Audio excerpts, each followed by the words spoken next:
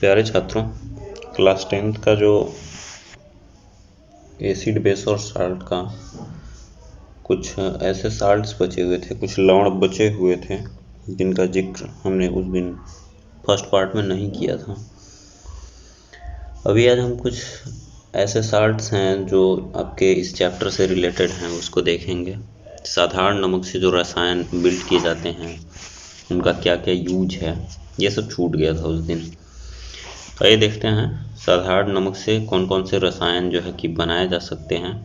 Sodium hydroxide है, विरंजक चूर्ण, baking soda, धोने का सोडा और प्लास्टर ऑफ पेरिस, ये सभी क्या हैं? साल्ट्स हैं जिनका यूज हम कंपाउंड्स बनाते हैं और उनका यूज हम अपने दैनिक जीवन में करते हैं। सोडियम हाइड्रोक्साइड है NaOH, Na सोडियम और उसके साथ जब जल जुड़ जाता है तो हाइड्रोक्साइड लगा देते हैं NaOH। क्या करते हैं, एक पात्र लेंगे कोई भी और उसमें क्या करेंगे, HCl का घोल बनाएंगे, सोडियम क्लोराइड का NaCl का घोल रहेगा, NaCl का घोल रहेगा प्लस H2O होगा। इनको ऐड करेंगे तो क्या बनता है, 2NaOH। NaCl को हमने घोल दिया और उसके साथ वाटर ऐड कर दिया। इसको दोनों का रिएक्शन के बाद क्या मिलेगा हमको, सोडियम हाइड्रोक्साइड मिलेगा, क्लोरीन गैस और हाइड्रोजन गैस रिलीज होगी। एनोड पे क्या बनता है, क्लोरीन गैस बनेगी। कैथोड पे हाइड्रोजन और NaOH मिल जाएगा। इस सोडियम हाइड्रोक्साइड का यूज कहाँ करेंगे?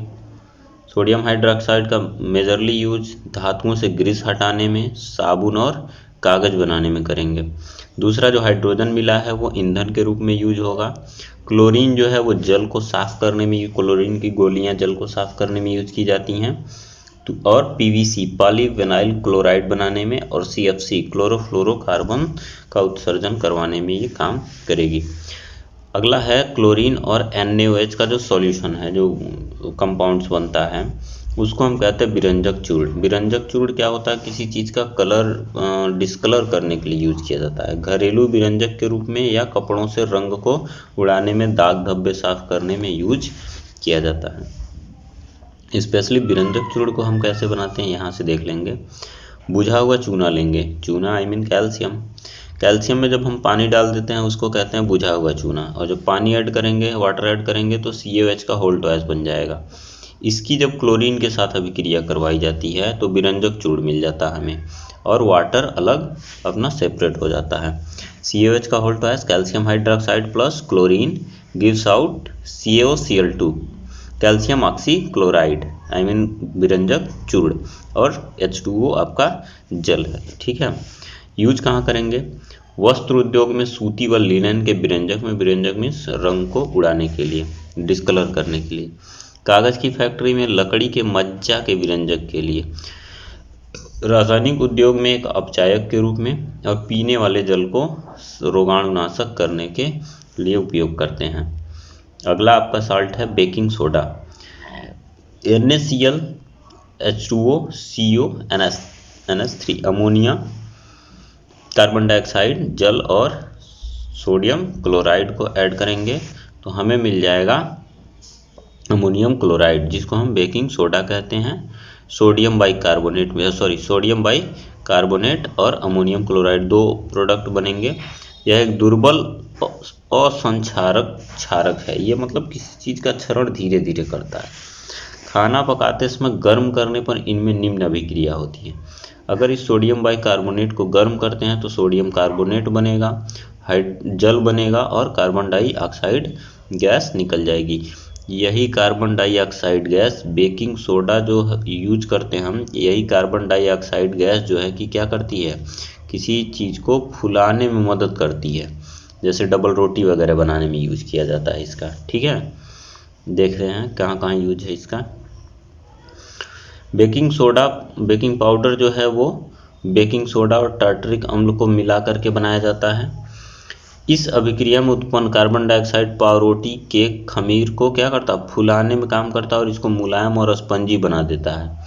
यह एंटासिड का एक घटक है। एंटासिड ऐसी दवाएं होती हैं जो गैस को कंट्रोल करने में काम आती हैं। एंट मीन्स एंटी और एसिडिक कंडीशन में पेट के अंदर अम्लीयता बढ़ जाने पे इन दवाओं का सेवन किया जाता है। यह एंटासिड का एक संगठन है।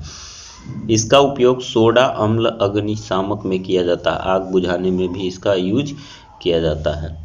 अगला है धोने का सोडा, जिससे साफ सफाई की जाती है। वो बेकिंग सोडा था। बेकिंग मीन्स खाना पकाना, ठीक है। तो ये खाने में यूज किया जाता है बेकिंग सोडा, और धावन सोडा धोने में यूज किया जाता है। सोडियम कार्बोनेट के पुनः क्रिस्टलीकरण से, sodium carbonate Na2CO3 sodium carbonate में जब वाटर ऐड करेंगे तो सोडियम कार्बोनेट और वाटर का एक क्रिस्टल फॉर्म बन जाएगा। ये क्रिस्टल जल है, इसके साथ जुड़ा हुआ है। इसका उपयोग कांच, साबुन, कागज उद्योग में, बोरेक्स बनाने में, घरों के साफ सफाई में और जल की अस्थायी कठोरता को दूर करने में किया जाता है। जल में कठोरता है दो प्रकार की, अस्थायी और अस्थायी कठोरता। अस्थायी कठोरता को आप जल को गर्म कर देंगे, अस्थायी कठोरता दूर हो जाएगी।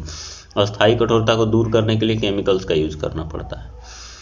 अगला आपका है plaster of Paris, POP, plaster of Paris. Plaster of Paris calcium sulphate का वह भाग है जिसमें हल्की सी नमी हो, I mean half molecules of water add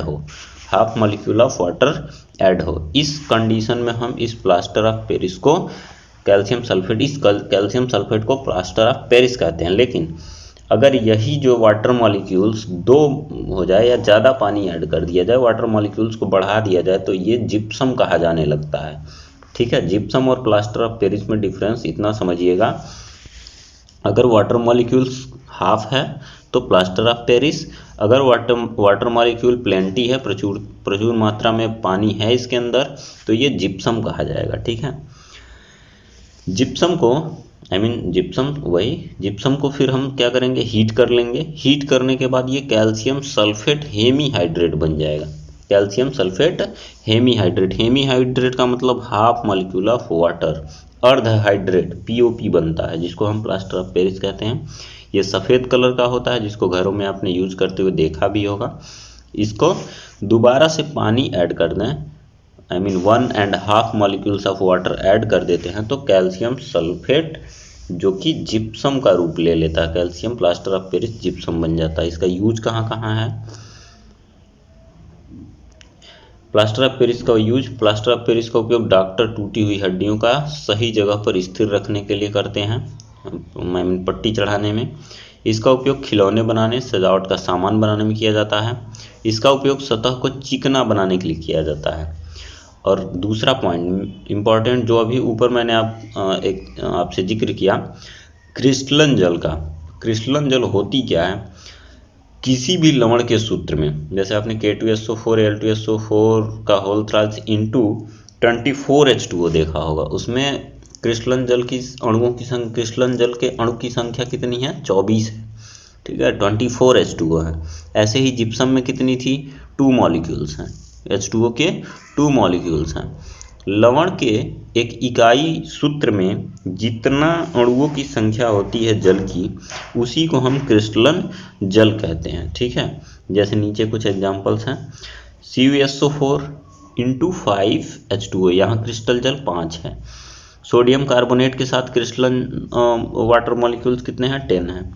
calcium sulphate के साथ 2 मॉलिक्यूल्स हैं। तो ये क्रिस्टलन जल होता है, जो अणुओं के साथ मिले हुए जल के अणु होते हैं, उसकी संख्या को हम क्रिस्टलन जल के अणुओं की संख्या कहते हैं, और इसी जल को हम क्रिस्टलन जल कहते हैं।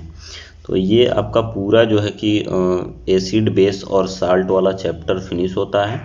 मुझे उम्मीद है कि ये सारे साल्ट्स आपको समझ में आए होंगे। इनका यूज आप ध्यान में रखिएगा, क्योंकि एग्जाम्पल्स में व्यवहारिक पहलू है। ये अप्लाइड केमिस्ट्री की बात आ जाती है। अप्लाइड केमिस्ट्री जिसका हम अपने जीवन में यूज करते हैं, ऐसे साल्ट्स हैं, तो इनका उपयोग आपको ध्यान में रखना होगा, जो इम्पॉर्टेंट है। एग्जाम्स में ऐसे ऑब्जेक्टिव क्वेश्चंस बनाए जा सकते हैं यहाँ से।